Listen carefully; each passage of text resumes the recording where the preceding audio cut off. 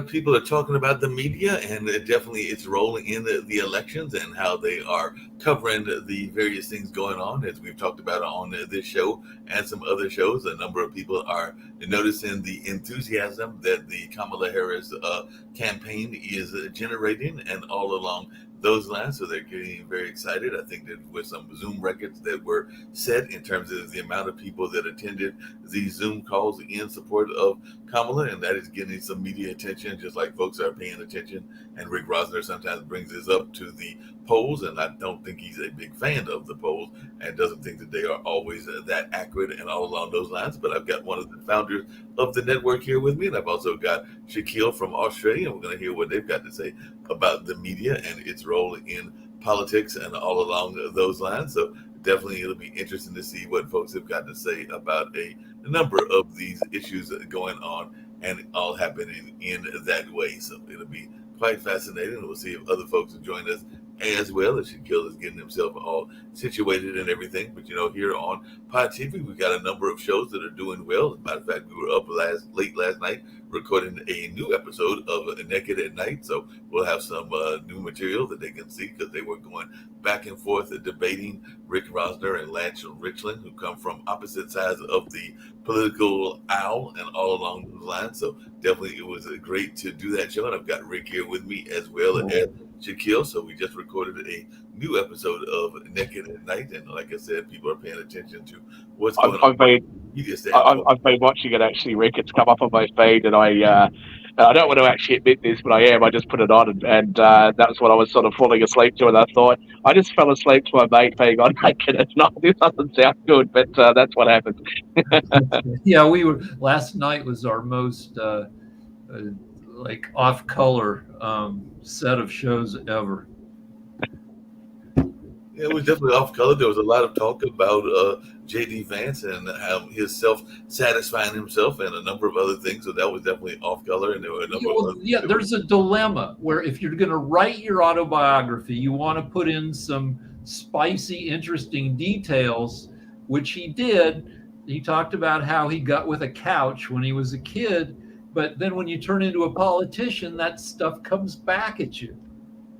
Can I just say, firstly, your political system is just so brutal, and it really shouldn't be, because I'm sure that there are really good, well-meaning, kind-hearted people that wouldn't want to go into politics and so never do, because of how brutal it is, right? Like, it's like the media. Oh, you said you really like drinking Coca-Cola more than Pepsi when you were like 25.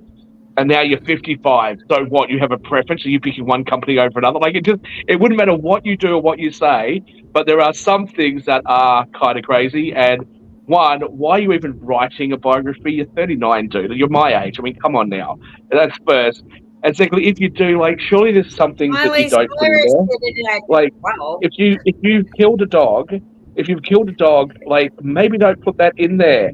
If you haven't met with Kim Jong-un, don't put that in there. And if you had some sort of thing happening with the couch when you were younger, this isn't a script for American Pie, dude. Like, what are you doing, dude? Like, don't put that in there. Don't write a diary, and don't write your diary and leave it in your home when you move away, because somebody's going to steal it. And if your family's famous, they're going to cut and paste the stories out of it and gaslight the hell out of you. Ashley Biden's diary was nowhere near as bad as Hunter Biden's laptop. Right. But I mean, it's one of the things that bothered me the most was the stories about Joe Biden and his daughter.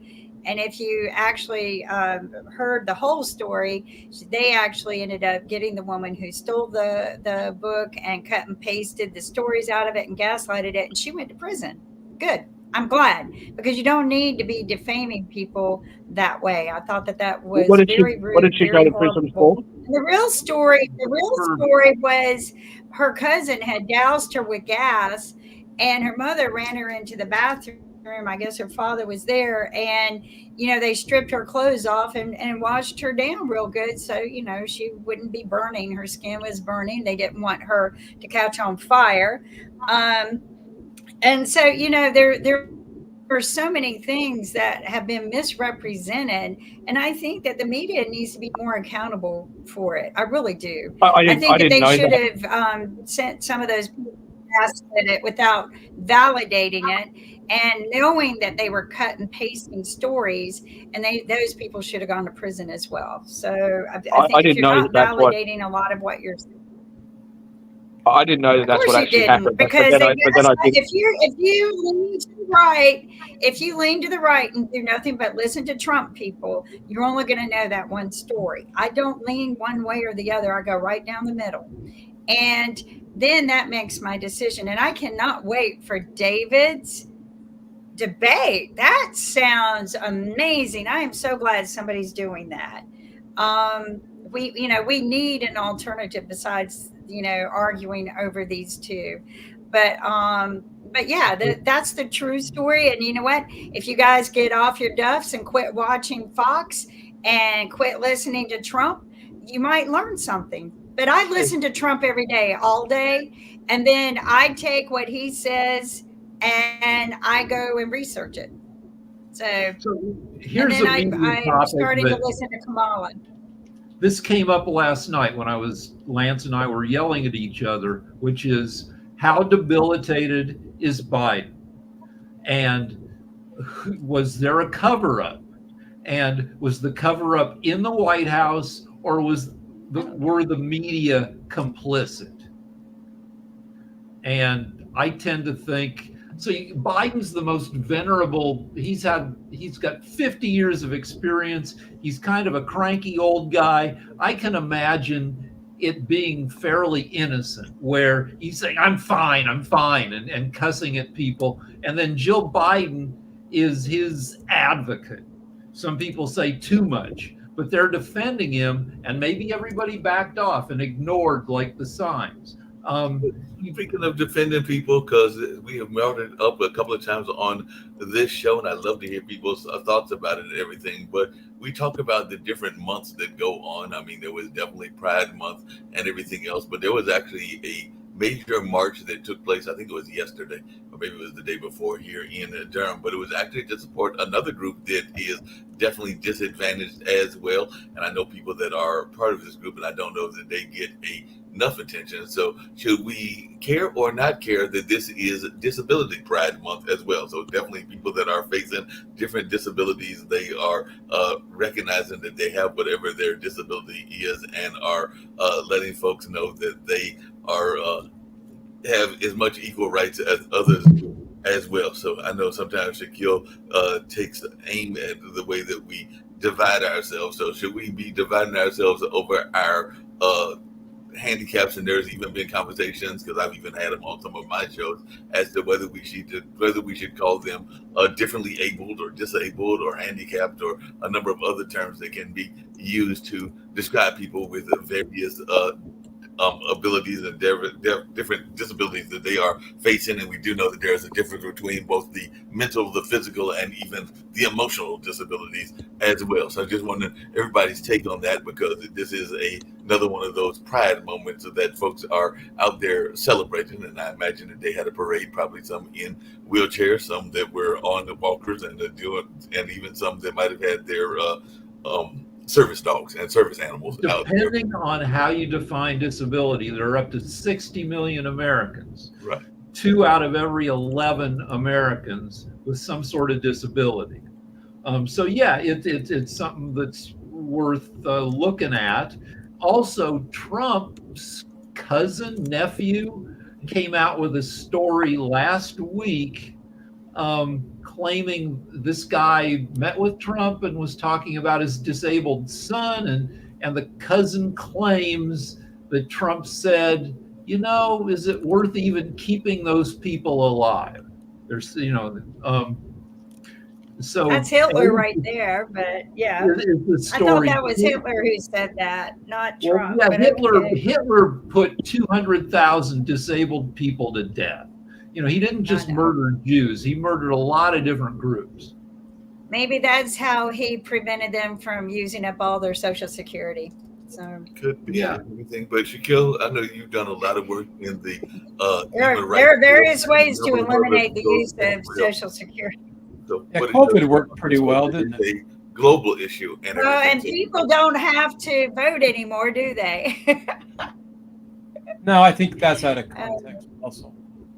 I don't think so, Gaslighting. but yeah, but they don't have to vote Gaslighting. anymore with a non-democratic leader. Sasha, you haven't Come on. spoke much, and I know Shaq still needs to finish a sentence. Shaquille, your take Chuck? on- Proceed. No, what I was just saying was I didn't know that about Ashley Biden. I didn't know that that's what happened. And it's not because I'm sitting out there as some hard right-wing person only listening to Trump media. Okay? I didn't know that because when it came up on my feed, it wasn't a story that I thought was relevant enough. And as I was saying before, your political process is so brutal that I don't trust much of what's being said anyway. That was all I was going to say. So it's not because I'm some Trump supporter. I can't vote in your elections. And if I could, I'd be horrified anyway, because of how divisive your country is. But please don't include me in that divisiveness because I'm not taking a side. Sasha. Well, in upcoming weeks, we will learn about the true nature of people like even Kamala Harris, because indeed very, very few facts, very little information is available about her climbing to the top of American politics, and we will find out quite soon what was involved, all her moves, political and business and otherwise. It will take time, but it's coming in next few weeks. Now, speaking about J.D. Vance, always. Again, if you just consume what's available for you in media, it's one thing. If you wanna investigate it a little bit further along, it's becoming very different thing. And when I saw this movie, Hillbilly Legend, Elegy. Elegy, I saw it on Netflix. Listen, it's not very long, so it's not gonna wreck your schedule, your week or month or whatever. So you may just go out and see it. Now, I'm not going to criticize how misleading this is. However, is what was put in front of us that he is a former Marine.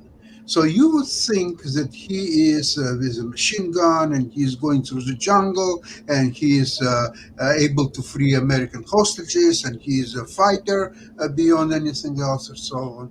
It's not true. It's not. He was assistant of a clerk producing daily newspapers for the real fighters, not like J.J. Vance, but real people on the ground who were fighting. And all what he had to do is to correct spelling mistakes. That's what he was doing in the Marines, nothing more and nothing less. So that's one myth of him being a Marine and a great fighter, a patriot, and everything like that. Now comes next a tale about him being a venture capitalist. Oh, venture capitalist. So maybe he started Google or Facebook or anything like this. No, he didn't. What he did, though, in 2011, Peter Thiel had a speech in the university, which was Yale, which J.J. Vance attended. And by the way, his schoolmates trying to remember what was he distinguished about during this his stint at the university. Maybe political views, maybe something else, maybe sports, maybe not at all. A complete mediocrity who never even attended the debates, and his political views were very, very much really hidden. Nobody really knew what this was about as a politics concern or anything. Complete mediocrity. So he was impressed though with Peter Thiel, and being very, very ambitious and practical man, he started to figure out, especially coming from these horrible conditions of his youth, he started to figure out how to get to Peter Thiel. So he started to learn about him, his political views, and everything like this. And he elevated himself to the level the next time when he was introduced to Peter Thiel a few years later, he spoke his language. And Peter Thiel was impressed. Oh, what a brave young man. Look at his political view. Oh, wow. He was impressed, and he took his under his wing. And he gave him a job in one of his venture capital companies. And when acquaintance of Peter Thiel asked him, so how's this young man doing, your protege? He says, well, okay, he's shuffling papers, he's doing fine, making some money. So that's his stint as a venture capitalist. So he's 100% phony. He's not a venture capitalist. He has no political views of any kind. He has a dismal record at the best during his stint as the Marine. So we are talking about complete phony, a loudmouth, not very clever man, and Trump will pay dearly for appointing an idiot like Vance as his vice president. I'm done. Hey, just really Sasha, quickly. can I ask you a question? Can I ask you a question? Because I always try and look at things and say, like, when I look at the Labor Party here in Australia, right? There's things that I don't like about their policies. I don't particularly like our Prime Minister at the moment. But I will rephrase that. I like him as a person. I just don't like him as a Prime Minister. But I spend the time, and obviously I'm a little bit more politically connected here. So, I go, okay, what are the policies that you've got that I don't agree with you on, where maybe you're seeing something that I'm not seeing? I'll ask you two questions. One, do you think that there's anything about Trump and the Republicans that you agree with? That's one. And two, if I can do the other one, I think when you say the things that you say about JD Vance, look, I'm sure, I don't think anybody would ever say anything too negative about me, but I'm sure that if you were to speak to people that backed me when I was 25, trying to break out into the world of hedge funds, I'm sure they'd probably say something similar.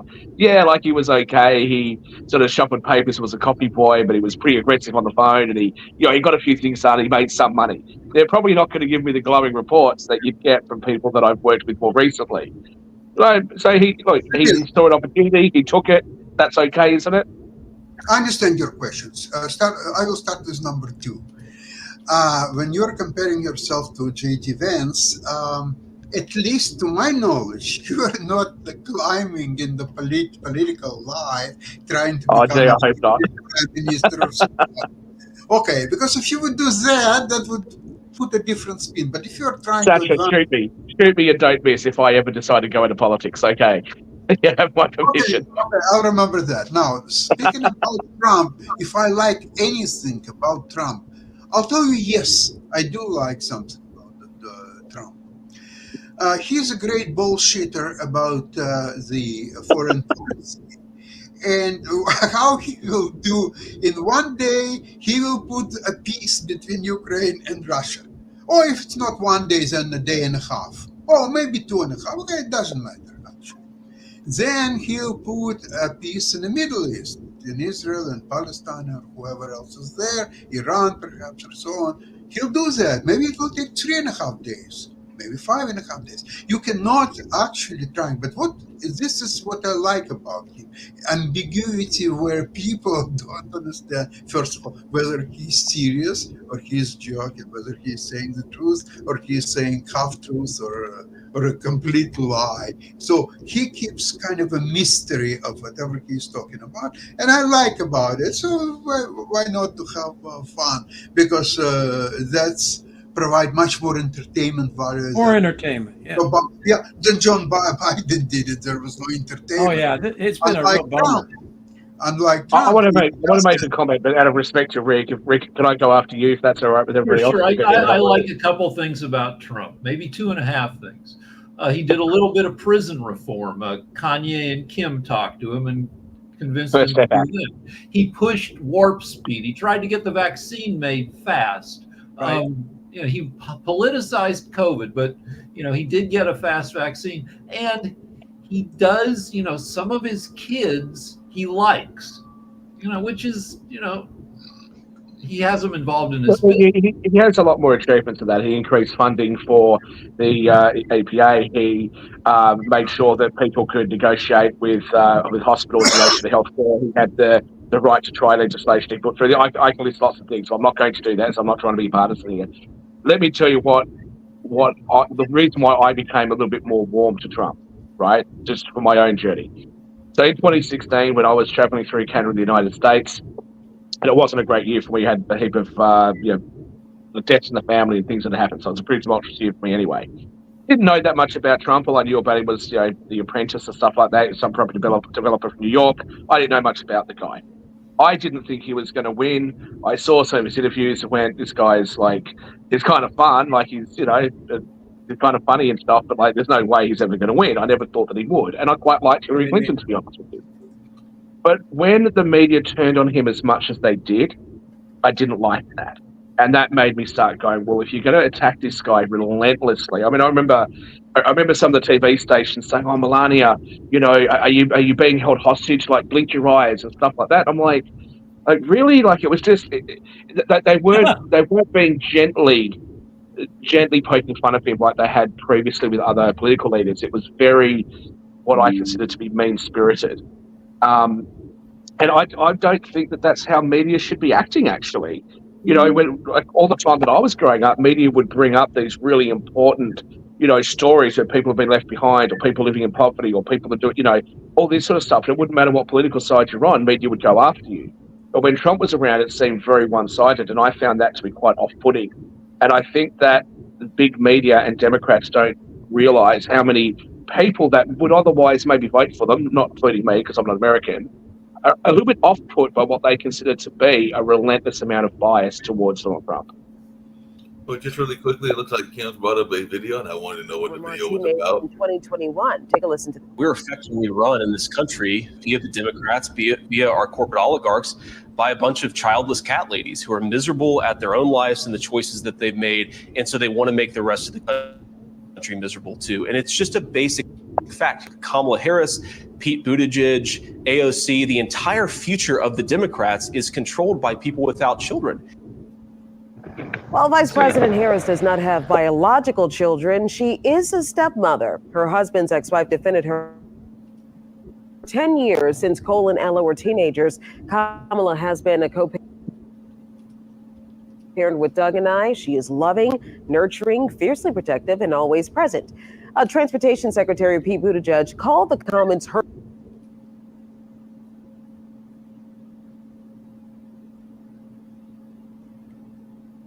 Yeah.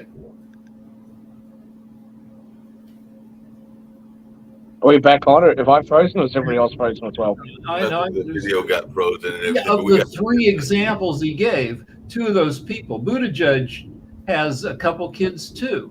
And just because he didn't spit them out of his uterus doesn't mean that he's not a freaking. He doesn't have one. This is not the way that you guys are just playing that and hammering this point. This is not what happened, guys. Please, this is not what happened. He gave us. I'm not saying I agree with his points. I'm not saying I agree with it. I'm not telling you where I stand on it. But this is not what happened. He gave a speech, and he was talking about lots of people who can't have children, things like that. He was talking about them, and they deserve love, and all this sort of stuff. And then he went on to say, but there are people that choose other things over children, and they're, I'm paraphrasing, they're overrepresented in the Democrats' party. So why are we trusting people without kids to work out what's best for the future of America when they're not participating in the future? I'm not saying I support that, but just put it in context. He didn't just go after crazy single cat ladies. And I'm single, by the way, with no children, so I'm not here to defend him for that. But let's not just take an interview that he did in response to that speech Tucker Carlson had. Kimberly, you're muted, actually. If you're all right, so taking this I think point, he's going after accomplished women. I think it's a fear of powerful, accomplished women, and that's they attack women, so that's okay. I mean, if you look at who got rid of the child tax credit, which is a pro-kid, pro-family policy, the Republicans let it expire, refused to renew it. the Democrats are the ones who were in favor of that, and that so. Hey, just really quickly, I had a quick question for everybody, and another thing along those lines. And Shaquille, you kind of brought it up a couple of times and everything. How much Democrats believe in pro-life after birth. Republicans just believe in pro-birth, and they don't care about the life after birth. So that's the difference. But how much do we? But how much do we care about the past and everything along those lines? Because one of the things that goes on is that we've got whether it's Kamala and her relationship with Willie Brown. I mean, I could bring up the same thing about Peter Thiel, who somebody brought up earlier and everything, because Peter Thiel is part of the LGBTQIA community and everything, even though he's also the founder of PayPal. And some people have tried to bring this up. They also tried to bring up JD Vance, apparently was caught hugging up with a friend of his that is a drag queen and everything. So how much do we care about these conversations about what they did in the past, kind of to your point, Shaquille? Because I don't even know why it matters. I mean, you guys have got so many issues, right? Like we just did a show, we're talking about Social Security in your country, tax rates. Kimberly's just brought up a great point about, funding for young people.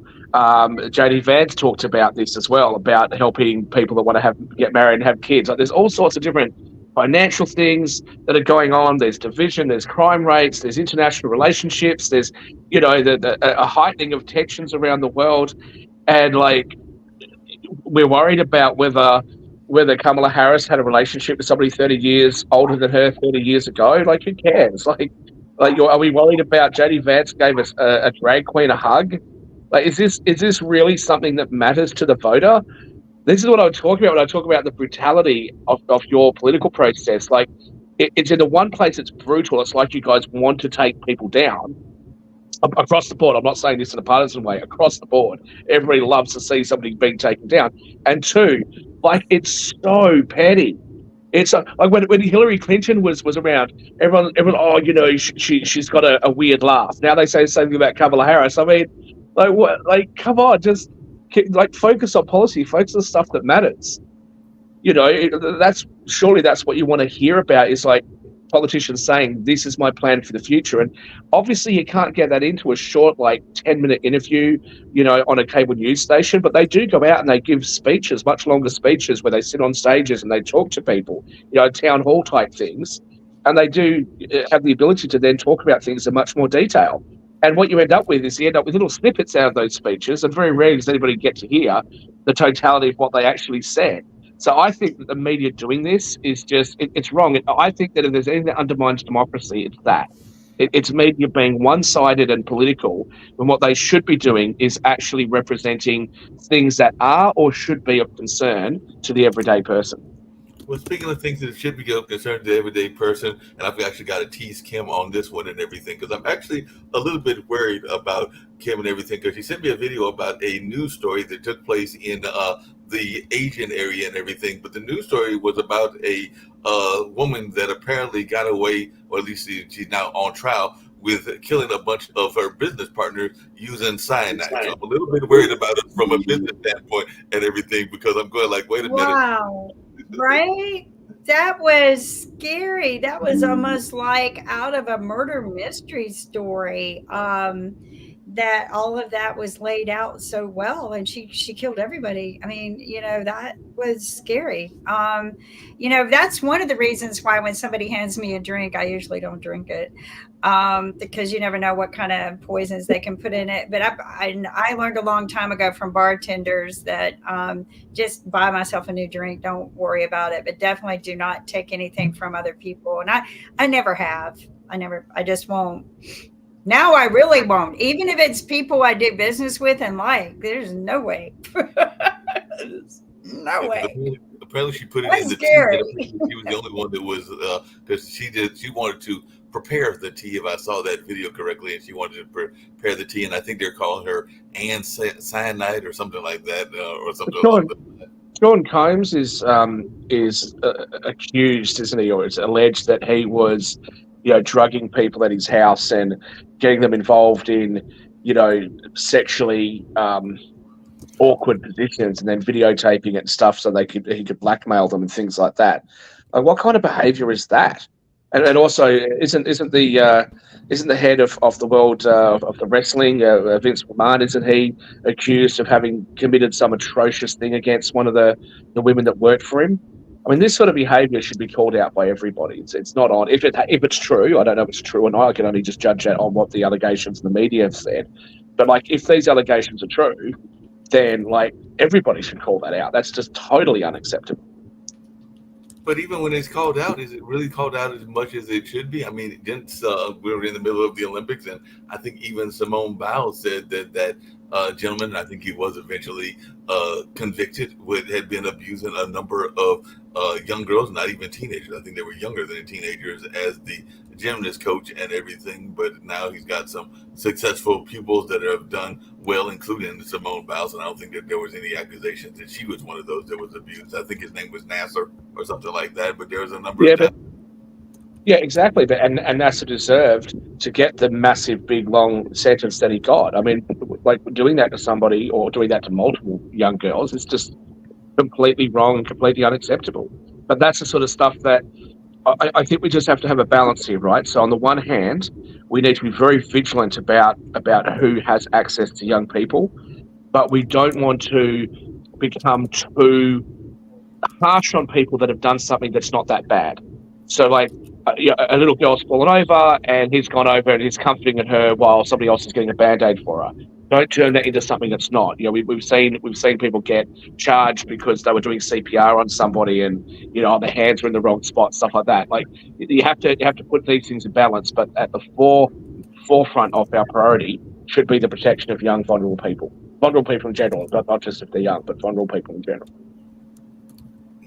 Definitely got to do that and everything. And I know that one of the other things we were talking about on the media show earlier, and you brought up, Kim, is the amount of abuse that women go through on a regular basis. And I don't know that the media is covering that enough. So I don't know if you want to go more into that and everything, because it is something that is probably needs to be addressed and everything. And I know even in our local police department, there have been folks that have tried to bring folks that are trained better in how to deal with different kinds of situations that have to do with the abuse of women and the way that they are treated by the men in their lives and everything. So I don't know if you want to go further into what you're talking about.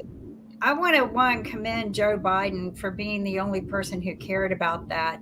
And in 1993, he instituted and put into place a law to protect women and children from violence, from domestic violence. Eventually, the law kept getting amended to where it was really good for everyone, not just women and children, but anyone of domestic violence.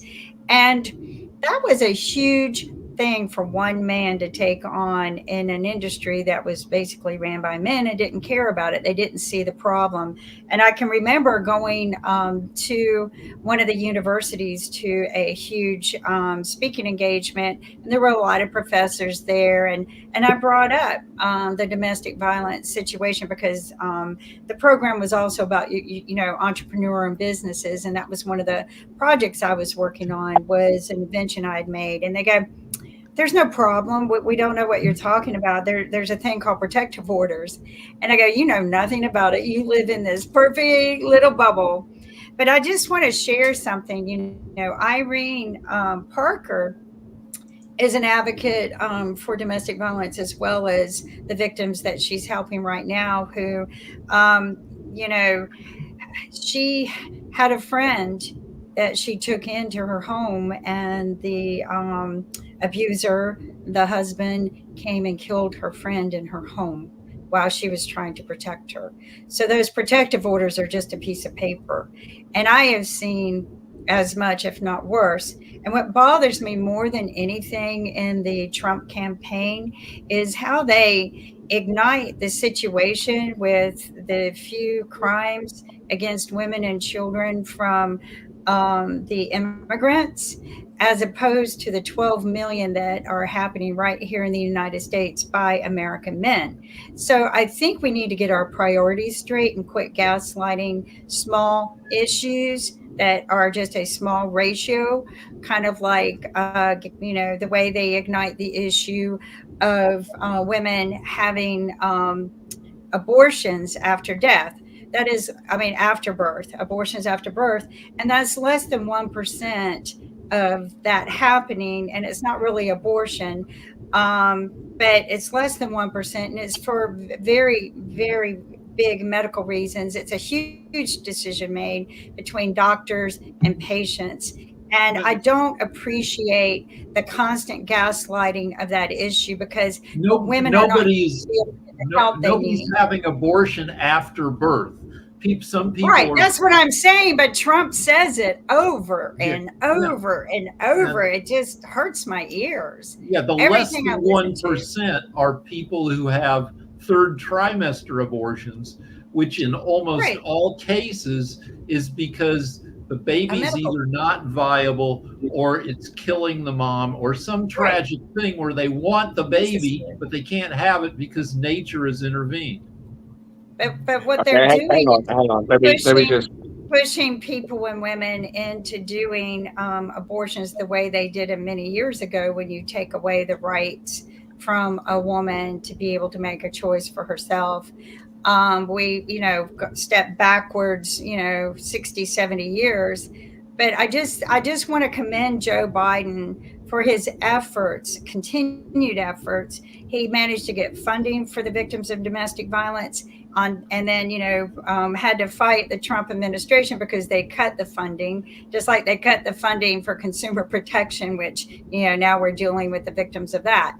But, you can't just cut funding for all the things that they cut and expect people to continue being an advocate for it and being able to protect them. So I just hope whatever administration comes into play, that they put people's lives first before they start cutting some of these programs.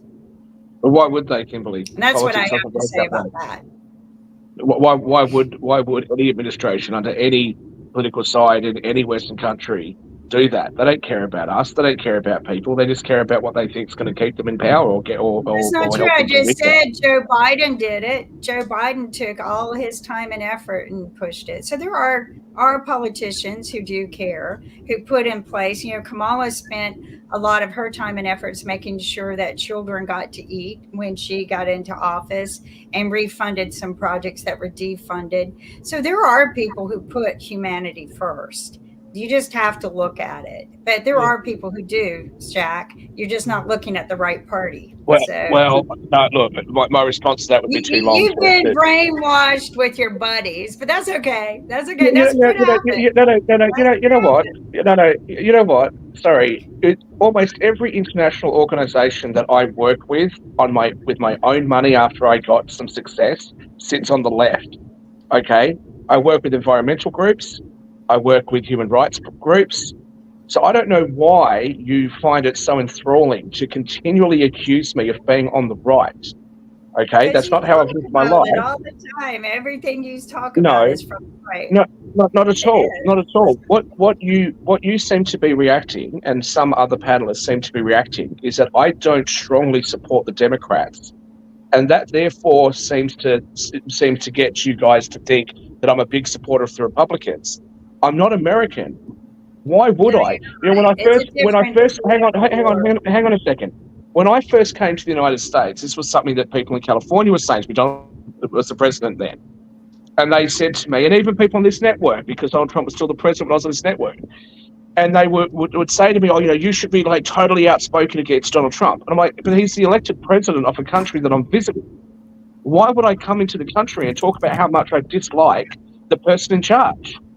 Like, why would I come if I felt as poorly about the United States under Donald Trump as what the people in California felt about him? Why would I just not come to the United States until he's no longer the president?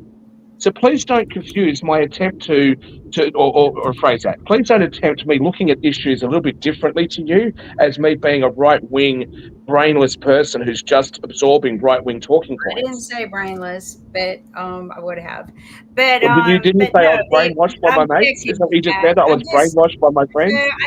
I think that and we've gotten way off topic. One of the things that I just wanted to answer Mark's question is that there are 12 million women today who are suffering, and it would be appreciated if the Republican Party would show some interest in that. And I hope that they don't cut the funding again like they did last time. That's all I'm saying.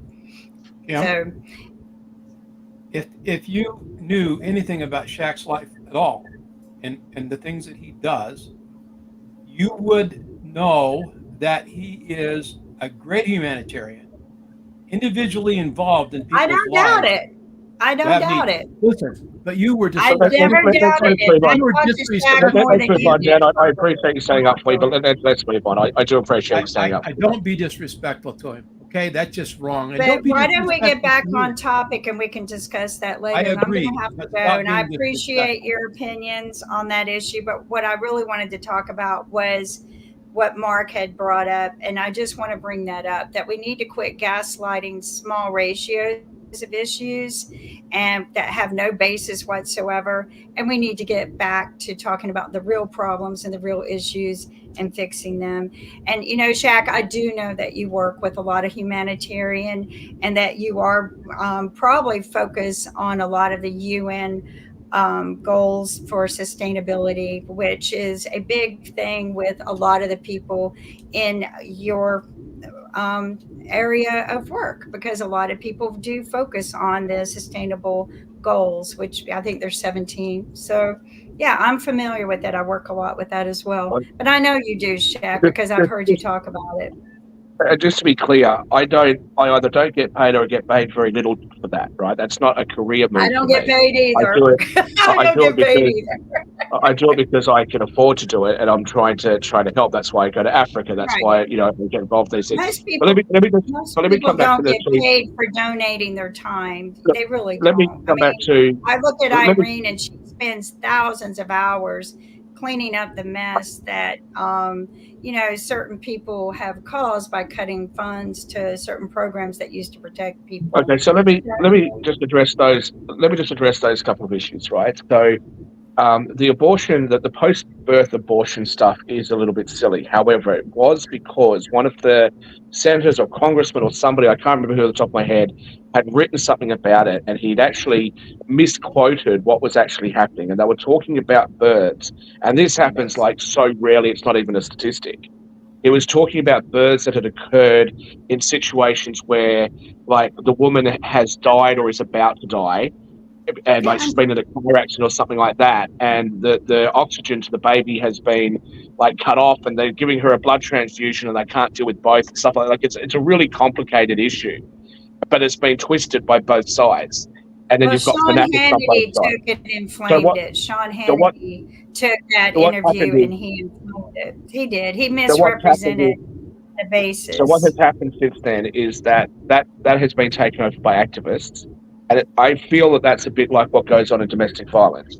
You know, we have the big campaign here. They've got the big campaign in the UK, the US, Canada, New Zealand, all across Europe, right? And it's generally said that something on the lines of violence against women is not okay.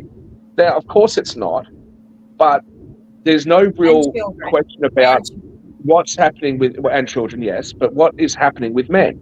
Why are some men, not all, this is not the predominant amount of men, but why are some men acting like this? What are the warning signs? What can we do? What other things can we put in place? Anytime you bring that up, it gets twisted as if you are somehow trying to pull support away from women that have been battered or children that have been battered. And I don't think that's very fair either. So yes, what Biden did may well have been... You need to realize... Can I finish? Right. Can I finish? What Biden did may well have been very positive. I'm not going to question that because I don't know enough about what you're saying that he did. But I think we need to look at the other side of that coin, and even more so when we deal with these issues internationally. Because what we see is the wealthy Western countries acting as though men in much poorer countries are abusing young girls and women and taking away their rights, as opposed to those issues being more complicated. We need to take some understanding of the challenges that these people are going through, because we all want to see women and girls flourish around the world, but we can't do it if we don't focus on everybody. We only focus on one group. Well, and the thing is that there is violence against men too, and we addressed that when we were working with it for many, many years. But what you need to do is just take a long look. And I just wanted to commend Joe because he was the only one who started it in 1993. I think other countries kind of started to follow through. The influence came from him. He maintained it. He got the funding for it over the years. He kept adding to it so that it would cover everyone. And he deserves a lot of credit for that, because nobody else gave as much as he did to that program. And a lot of people always try to cut the budget for it, and that we can't go backwards. We need to go forward. And like you said, when we are successful in one area, because Europe has the same numbers, a lot of people don't know this, but I kept these statistics and watched everything worldwide for many, many years on this. Yeah, Rick, you got a question? You've been quiet this whole time.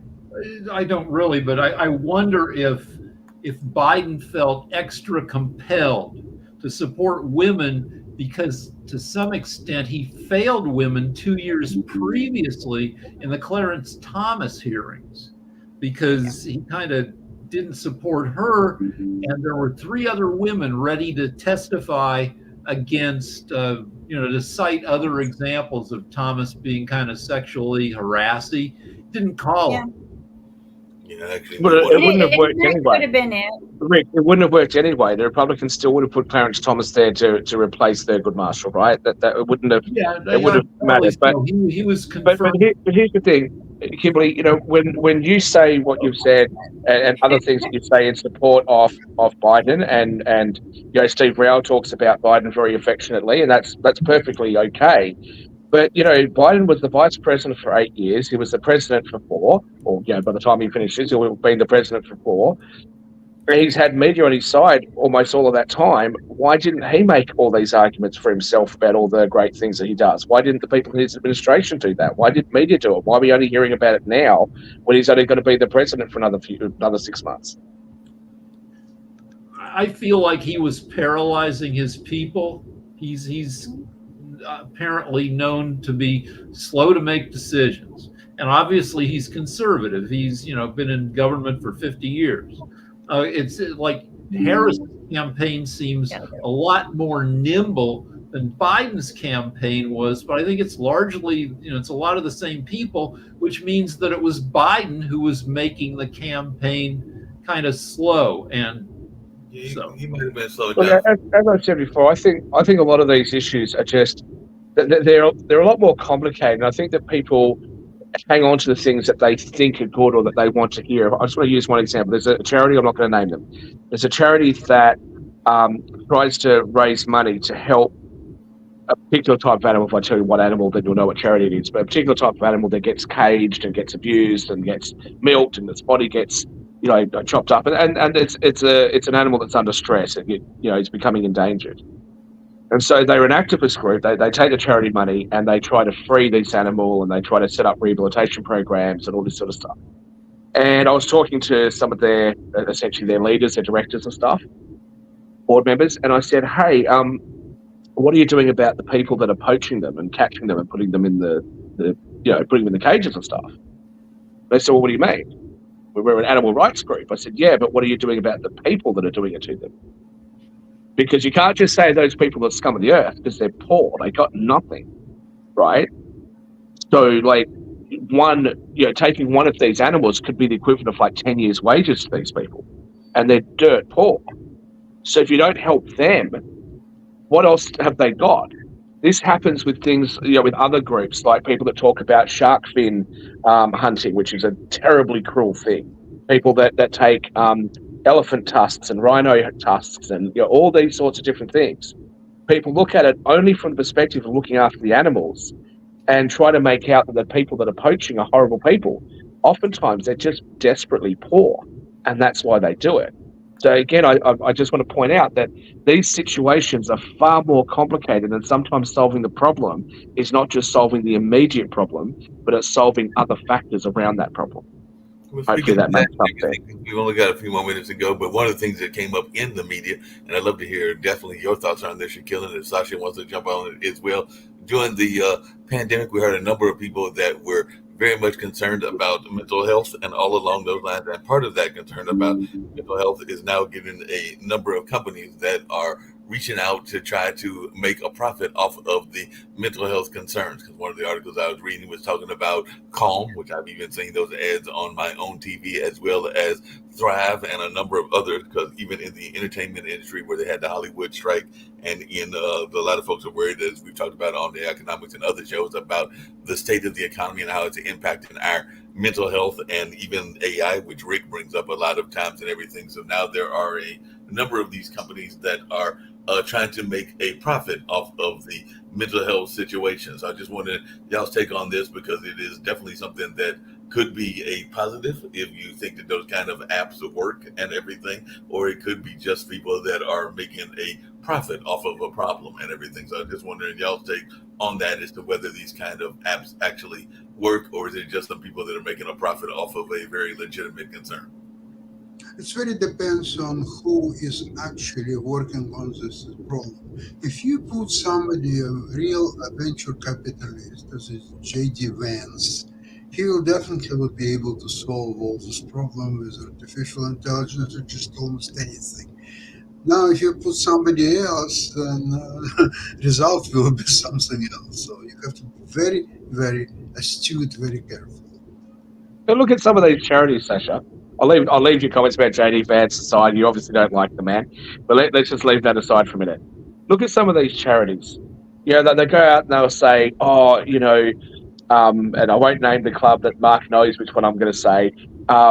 You know, who's, oh, you donate money, and you know, wealthy people should leave us money in their wills instead of giving it to their already wealthy kids, etc., etc.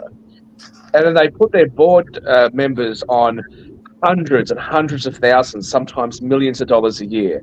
Some of them have private jets or access to private jets and this sort of thing, right? Aren't they just doing the same thing? Their company or their charitable organization itself may not necessarily be making that much profit, but I think the average worldwide for charities within countries, like, you know, within the United States, within Canada, whatever, I think the average worldwide is about 18% of the money given to charity actually goes to the thing that it was supposed to go to, right? Now, I understand, hey, they've got operating costs, but when you see people at the very top of those organizations raking in that sort of money, how come they never get criticized? How come nobody ever says, hey, you know, ABC charity, like, how come you are paying your corporate executives collectively $10 million, but you're only giving out, you know, $20 million to these things that you're supposed to be covering? There's a website called Charity Navigator, which you punch in the name of the charity. It tells you how much your contributions go to what you want them to, instead of to administration. I just punched in Paralyzed Veterans of America because I thought they were garbage, because I thought they were preying on old people, because they sent a bunch of solicitations to my late mother-in-law, and she'd always send, you know, $10 here and there. Looked them up. They're great. They spend 96% of donations on the people that they're supposed to serve. So, look, administration costs in and of itself, I don't have too much of an issue, because you know what that means. That could just be like people working in the office, right? Right. But I'm talking about high levels of executive pay.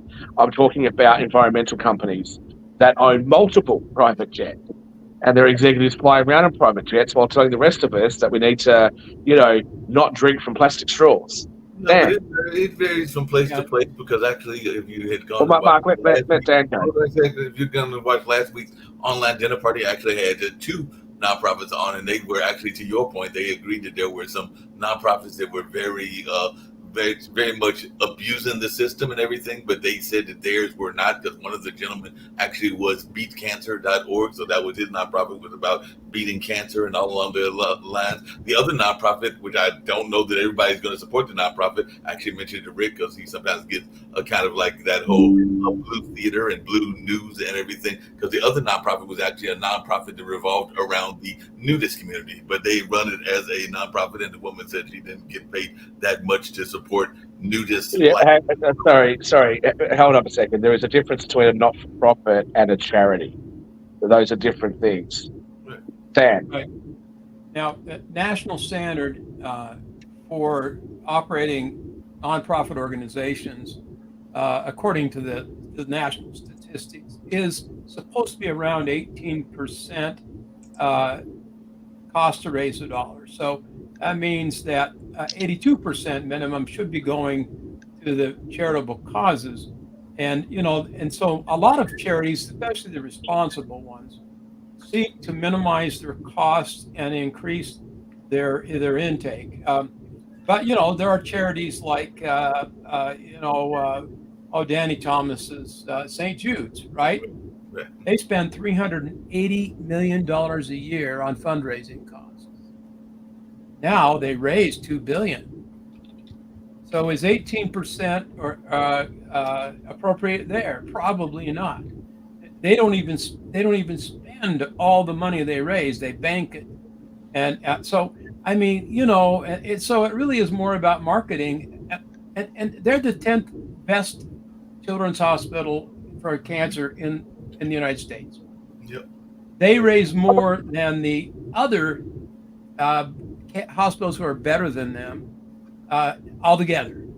So it's all about marketing and positioning and that kind of things, and parading the kids around, on TV and making everybody feel bad and feel good and all this other stuff.